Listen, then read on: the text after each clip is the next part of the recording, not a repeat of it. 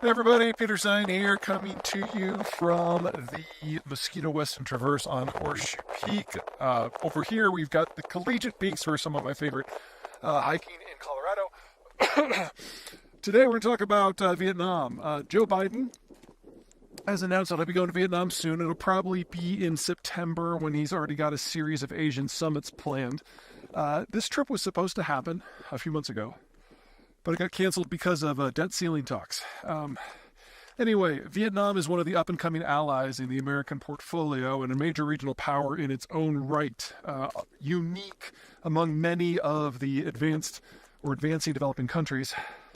Vietnam actually has a healthy demography, so even if it keeps aging at its current rate, it's still going to be a major regional power 30, 40, 50 years from now.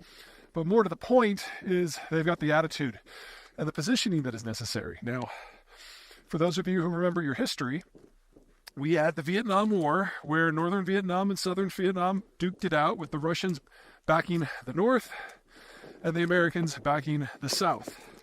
Ultimately, the South lost. The whole place was integrated into one, but integration is a work in progress. One of the things to keep in mind about Vietnam is it's basically a barbell, with about 45% of the population in the south around Saigon or Ho Chi Minh City now, about 45% in the north around Hanoi, and then this long, thin, rugged coastal strip in between that has almost nobody.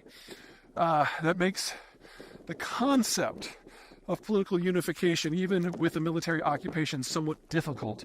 And this is something that the Vietnamese are going to be working on for the better part of the next century. That assumes that there's no unrest.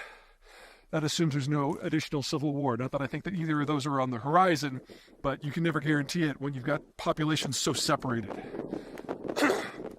One thing all Vietnamese agree on is that the Chinese are awful. There's this park of monuments in Hanoi where they commemorate all of their fallen in their wars, kind of like what the United States does on the Mall in D.C. And there's a small, roughly waist-high one commemorating the 20 years of the American-Vietnamese conflict. And then there's a taller one that's taller than me, commemorating the 200 years conflict between the Vietnamese and the French, who are the colonial power there. And then there's a two-story monument that commemorates the 2,000 years of warfare with the Han Chinese. So there's no love lost here. And if you are looking for a strategic partner, it's hard to get better than Vietnam because the demographics are good. They're a great trade partner, very hardworking. Their educational system is probably the best for their peer class. 40% of their college graduates are STEM graduates, if you can believe that. They're attempting to jump over China technologically, and because of the partnerships they've been able to work out with American educational and manufacturing institutions, they have a reasonable chance of pulling that off sometime at the end of this decade or early next.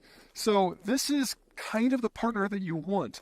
They also have excellent relations with the Japanese and the Thais and the Australians. So they're slotting in to the American alliance network surprisingly well. There's just really one problem. There's nothing about Vietnam that is democratic.